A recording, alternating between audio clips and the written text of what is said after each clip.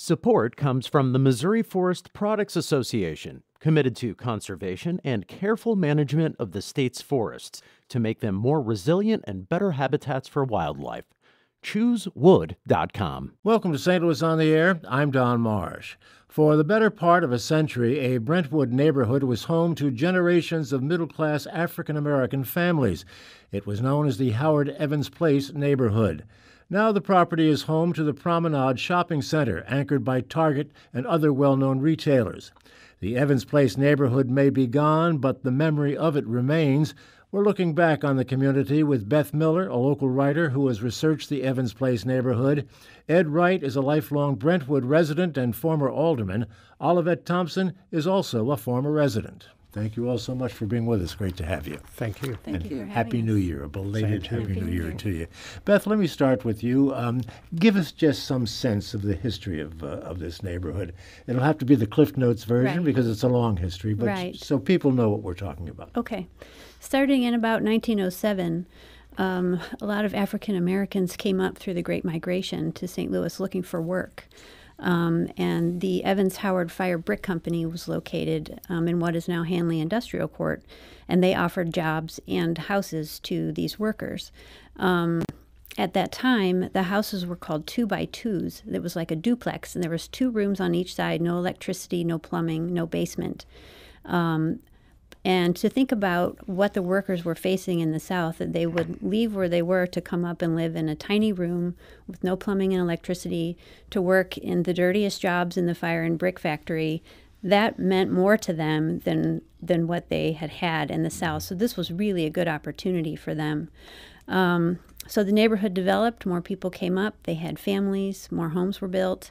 There were also quite a few Italian immigrants in the neighborhood at that time who also worked at the brickyard. They had better jobs than the African Americans, but there were a lot of immigrants in that neighborhood. A lot of boarding houses. These tiny little homes were used as boarding houses as well. Some of them had 10 to 14 people in them. So times were very different 100 years ago. And then as time went on, World War II came, some more houses were built, and African-American families were moving in. Like Olivette's family, her husband purchased a home there, and it was one of the few places in St. Louis where African-Americans could buy new homes, especially in St. Louis County. But it did start as a mixed neighborhood. It did. It was mostly immigrants and migrants from the South. Olivette, what is your strongest memory of that neighborhood? The neighbors, the people that live there, not only in our neighborhood, but in the Brentwood neighborhood at large. We were all, I'd say, use the word together, but that's not really the best word. We worked together, we lived together, and there, at times, there might have been a little prejudice, but basically, my feelings about living there was my neighbors, how neighborly we were. We were like one big family. You know, if something happened, we were all in it together. And then the larger neighborhood also. Ed Wright's father, of course, was mayor at one point, and such a lovely man. And I worked for him to get him elected, and several other elections. I served on the youth commission and also the zoning and planning commission. And at the school, there were just Ed's here. There again, Ed's mother. She just kind of welcomed me and other people with open arms, and she was a very intricate part of my feelings about the larger neighborhood. And she and I worked together in Cub Scouts and the usual school things. So, was that unusual at that time for people to react to you and interact with you that way? Yes. Yes. Very. It didn't happen in other places then? No. Webster Grove, for instance, which my grandparents lived on Allison and Webster Grove for years and years, there was always that separation between the blacks and the whites. And during election time, or maybe when the larger community needed something or wanted something from the African Americans, they would come and interact. But it just was never the feeling of Brentwood. So that drew the community closer together, obviously, that kind of societal situation. Absolutely. Ed, let me turn to you and get your take, the kind of the outsider looking in to this neighborhood. Well, I want to thank Olivet for nice comments about my father and mother, and I also want to say thank you for working when I ran for alderman and helped me to get elected. Brentwood is a wonderful community. I still live there today and taught at the high school, my alma mater. Like all small towns, it has its problems and it has its differences. But I think, as Coach Titus put in Beth's paper, the high school brought all the kids together, whether they were playing sports or in the choir or doing whatever. And the community, Brentwood community, still today, I think, feels like one community. It's sad that the reality was that there was one place in Brentwood where African American families lived, and that was pretty clear at that time. And now, of course, it's much more integrated. But it was a wonderful neighborhood, and I was fortunate enough to be an alderman for 4 years, representing Ward 4, which included Audubon Park, huge apartment complex, a few residential streets on this side, on the west side of Brentwood, and then the Evans Place area. And when I ran, I told my dad I was thinking of running for alderman. He said, "Here's a list," and he gave me a list of the leaders in Evans Place, and I knew a lot of the families anyway. But I talked with Olivet and Ed Holt and Ann Dyson and people like that. And, Mr. Minor, don't leave really him out. I will not leave Mr. Minor out because Forrest Minor was an alderman. He and his wife were wonderful, wonderful people, and Mr. Minor was kind of my mentor, and African-American gentleman who served many years and has passed on now.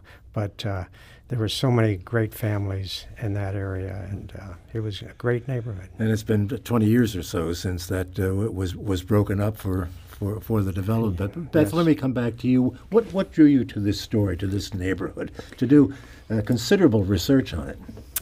I live in Brentwood also, and I've been there about 20 years. And I wanted to do my final research project for my master's degree on Brentwood, some portion of it. And about 20 years ago, the Historical Society published a book, one of the Images in America, sort of picture books about Brentwood. And I was looking through it one day, and I saw a photograph of some of the houses in Howard Evans Place. And it's difficult to describe, but I had a feeling come over me that said, I need to tell this story. And it was very strong. And so I contacted some people. I contacted Dan Fitzgerald, who's the president of the Historical Society, and I said, I have a really strong feeling that I need to tell this story. Can you help me get started? And I started talking to some of my neighbors. You know, I'm only about 6 blocks from where Howard Evans was, and I asked my neighbors, do you remember what was on the piece of land before Target was there? And people would say, no, I don't remember what was there. And so I would say, well, do you realize that for 90 years there was an African American community there? And they said, no, we had no idea. And I thought, this needs to be fixed because we're a very small community. Everybody pretty much knows everybody. And it was just a real tragedy to me that our current Brentwood residents don't remember that community was there. This is not a terribly unusual story. And I Right. think of Meacham Park, and I think of the Ville, and I think of there was an enclave in Clayton of the same kind Right. of situation that ultimately just kind of disappeared. So it's a fairly typical story for It this is. for this area. Our time is somewhat limited, so I want to move to what was going on when, in fact, the developers decided to move in, which meant that the people were going to have to move out. Olivet, what was going through the mind of the neighborhood, the collective mind of the neighborhood, when it was determined that it was going to be no more? Very sad. We, wondered about where we were going to go, and if we were going to be able, that was the main thing, if we were going to be able to even get enough money for our property to buy another home. That was, I think, the foremost. And then the next thing was, of course, breaking up our family. And which, as I said, we like most families, we had some disagreements and some up and down. It wasn't all roses, but basically at the human level, we were one. We were a family. How were you advised that this was going to happen, or that the powers that be wanted it to happen? Well, we had gone through before the Innerbelt coming through there. Yeah. And so that was really, I think, the first thing. And we got past that. And then when this came along, this seemed a little bit more serious. But, of course, there again, we were still worried about, our being able to buy a home and Sure. where we were going to go and so forth and so on. But anyway, the larger community came through there again and really helped us to, we were cohesive and to stick together, and we had demands and so forth and so on. And so finally, when it came to the point where it was revealed how much they were going to pay us, that it would be enough for us to buy other homes and move on, then it was like the writing on the wall. So that was how it happened. And I've cried many a tears along with most of my other neighbors at some point of breaking up the neighborhood, but it was just in the writing on the wall, Right. in the future. So we had no other choice. Progress comes at a price. Exactly. Right. And what was the political atmosphere like Well, as this was going on at this particular that was time? actually a part of my life when I was not living in Brentwood, believe it or not, but I was somewhat familiar with it, and I know that a lot of the people in Brentwood were seeing the value, the benefits of a commercial development and income to the city and eventually to the school district and everything. There was some controversy over the TIF financing and the effect on the school district and everything. If I could say, I think for those of us who have worked and our families have worked in the civil rights movement for years and years, it was very frustrating. People always have stereotypes about black neighborhoods. And this was a neighborhood that was a wonderful model neighborhood. No crime, two-parent families, everybody helping each other out, wonderfully kept homes, everything that people were saying, this is what we want black neighborhoods to be like. And that's what it was, and it was taken away. And I think that's the frustration, because you see that in other neighborhoods and other situations. And I realized that it was kind of writing on the wall because of the location. Mm-hmm. But you kind of say, they did everything that you wanted them to do, and then you took the homes away. That was a frustration, I think, for a lot of people. You say the homes were taken away, and I understand and appreciate what you're saying there, but by the same token, people were not kicked out. It was a negotiation. Mm-hmm. Exactly. Yeah. Mm-hmm. Yeah. And I'm one Ed, but the other Ed Holt, couldn't be here today because he had the flu, and he was one of the leaders in that whole time in the neighborhood to make sure people got a fair value for their homes. Well, we want to continue this discussion. We will in a moment. I have to take a break now. We're talking about the Evans Place neighborhood, the former neighborhood in Brentwood. The real estate now is occupied by Target and a number of other retailers. The Evans Place neighborhood is no more. My guests in studio are Beth Miller, who has done a lot of research on the neighborhood, Ed Wright, a lifelong Brentwood resident, former alderman, and Olivette Thompson, who was a former resident of that neighborhood. We'll continue the conversation in just a moment. This is St. Louis on the Air on St. Louis Public Radio 90.7 KWMU.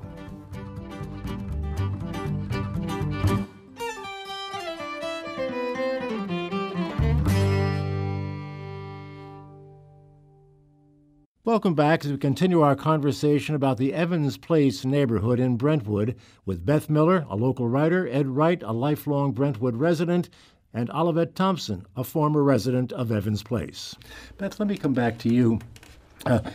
We've kind of interchanged, we talked about this off the air, interchanged the name of this neighborhood from Howard Evans Place to Evans Place. What is the distinction, or is there one between the two? There is. The neighborhood was first started as Howard Place, and it was 3 or 4 blocks, and that was the small homes that the Brickyard set up for the workers. And about the around 1920 or 1920s, a builder named Tegethoff came in and expanded the neighborhood and started building more homes for families. And that's so it can be hyphenated as Evans Howard Place, which was also the name as the Fire Brick Company, and then later it became Evans Place. And how many people during its heyday? How many people lived there? I think there were about 800 at the heyday. That sound right to you, Olivet? Yes, I guess. Yeah. One other thing, Beth, I wanted to clear up with you. Olivet had mentioned the 170 Yes. story, the Innerbelt story. Yes. It stops right there. Mm-hmm. Is it because of Evans Place being there that it did not continue? So there was a lot of discussion about that starting in the late 70s, and the Highway Department tried to bring that through several times. And not only did the residents of Howard Evans Place complain, residents as far south as the Highway Department was going to take the Innerbelt complained and said, no, we're not going to let you do this. I mean, it would have essentially taken out half of Brentwood. And a lot of other residents. So I think that there was so much opposition at that time. Every time they tried it, I think it was about a 10-year period where they kept coming back and said, we still want to do this. Everyone loudly said, no, you're not going to do this.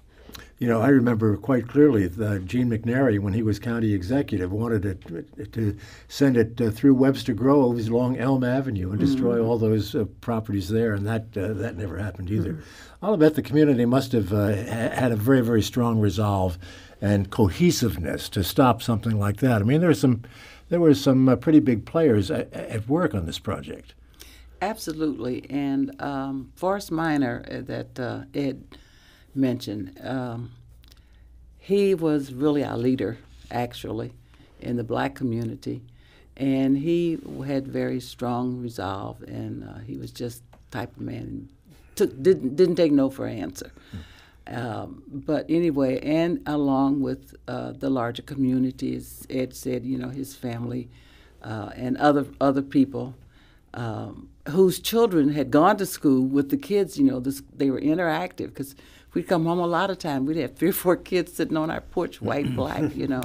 So the younger generation were very cohesive, and then I guess, you know, their parents just kind of followed their lead, and so it was a joint effort.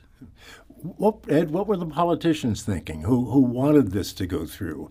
I assume you have some sense of that. Well, as an alderman, I was also at that time president of the Brentwood Chamber of Commerce, and we got the businesses in Brentwood to also band together with the residents in the community.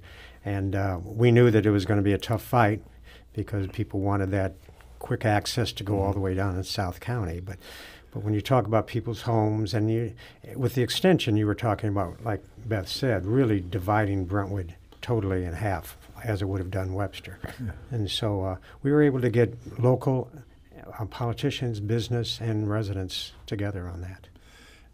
And there was some cohesiveness there, too, obviously, if this didn't happen. Very much. And I have to say again that all parts of the Brentwood community have always been very proud to have had the Evans Place as part of the Brentwood community. And there was that really good feeling. And in your report, what Coach Titus talks about, the way the kids work together on the high school teams and things like that, it's just a wonderful feeling that we had. Can you just elaborate on that for us, Beth? Sure. What was that all about? Coach Titus was the track coach, and was he football also? Yes. At Brentwood High School for 25 plus years. And I talked with him and I asked him about, as a coach, how did students interact? How did the white and black students interact? And he said there was never any issues. He never saw any issues in all of the years that he was there.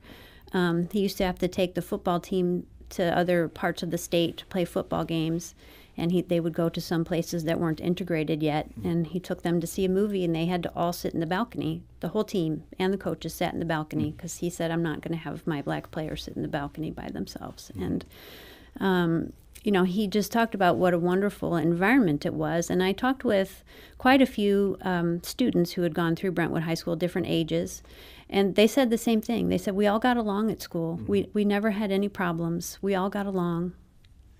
Olivet, was there a sense in the neighborhood when this was happening, when the displacement process was beginning, that there was a racial component to it, that the neighborhood was targeted for any reason because African Americans lived there? I can speak for myself and some of my neighbors. I don't think there really was. I mean, we knew, that this central area was very commercial, and actually, at some point, I think in the back of our minds anyway, we were hoping that it wouldn't, but we felt that it would come through. But once, that we thought about it in that way, the next thing was we were just worried about getting enough money to buy another home. So once they came through and let us know about the money factor, and because I sent the contract copy to my son, who was attorney, and he called me. He said, "Mom, if I were you and Dad, I would just break my wrist signing this."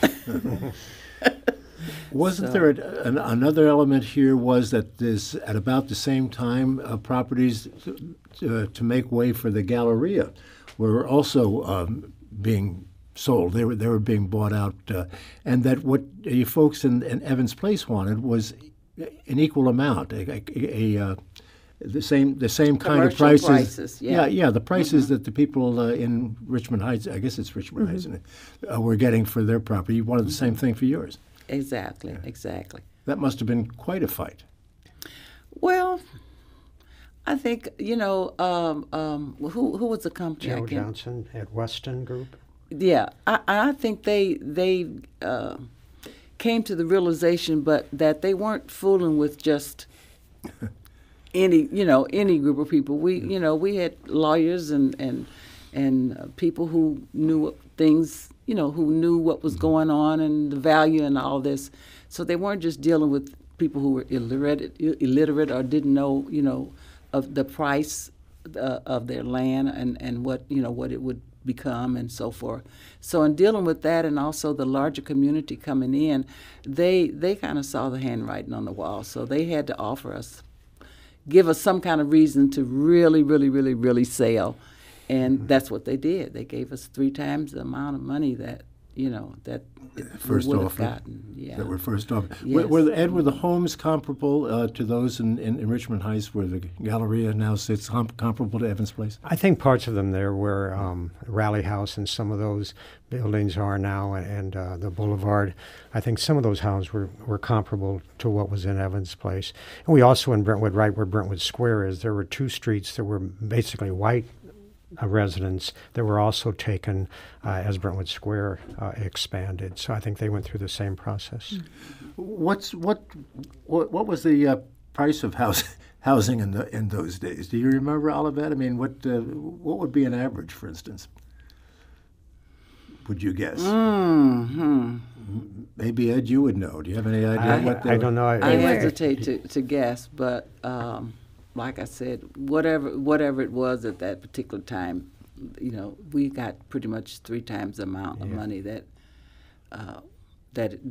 we would have gotten. The appraised value, I think, or something. Mm-hmm. Yeah. They were valued, most of the homes were valued, this was 1997 prices, so they were valued at $35,000 to $40,000. That's what I would guess. So yeah. most families ended up getting around $150,000. Where did the people go? Did they just disperse? Was it diaspora? Yes, actually, but mostly they're, so some stayed in Brentwood. There are a few who stayed in Brentwood, Olivet's in Olivet. There are some in U City and some in North County. I think the majority went to North County. Quite a few went to North County because the prices there were, I mean, they could buy a house and then have money left over. Olivet, it's my impression that many of the people who lived in that neighborhood, even though we're going back 20 years or so now, still remain very much in touch. Well, those of us that are left, there's so many, who are gone, because we had quite a mixture of people there. A lot of them were older people when it happened, so quite a few of them are gone. And but those of us that are left, we do. Yeah.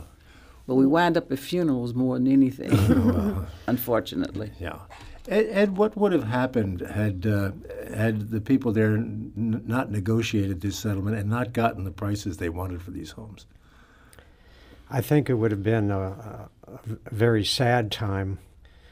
Brentwood, it might have created some conflicts between the community, the business community, and those who saw the benefits of this retail center and those who wanted to stay. And there was one woman who stayed to the very end, I believe, right behind the Thomas White building. And I would drive down there and see that one house. And it turned out to be a good financial deal for the people, but I'm afraid it would have been a sad time for us. You agree, Olivet? Yes. We have a limited time left. We have a caller and a call that we can't take, but he said there's a memorial in the area to the neighborhood. Mm-hmm. Is that correct? Yes. And did the citizens do that, or did the developer, Beth? There's a boulder at the rear entrance to the property and a bench, and the plaque on the boulder says, in memory of the Howard Evans Place community. The city bought that boulder and the plaque, and the Historical Society contributed to the wording. Olivet, do you shop at the Promenade? Yes. I love Trader Joe's. Well, maybe that's where your former home used to be. Who knows? Right around the corner from Trader Joe's, actually. And the minute we have left, what kind of thoughts go through your mind as you walk on that property now so heavily commercialized? Well, when it first happened, every time I would pass there, I would feel sad, and I even put some tears. But now, I don't really think about it. They say the time heals all wounds, right? Yes, and where we moved, my husband and I and family, we were very happy because my husband's gone now, but we were very happy. Sounds like a most interesting place indeed, an interesting community. I want to thank you all so much for being with us. Beth Miller, thank you, and for all the work you've done on this. Ed Wright, thank you for being with us. Great to see you. Olivet Thompson, good to see you as well, for telling us about the Evans Place neighborhood. This is St. Louis on the Air on St. Louis Public Radio, 90.7 KWMU.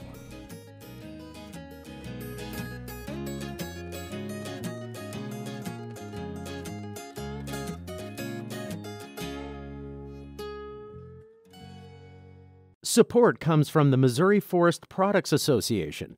Missouri produces wood pallets, railroad ties, white oak barrels, hardwood floors, and more. Details on the variety of products made in the state are at choosewood.com.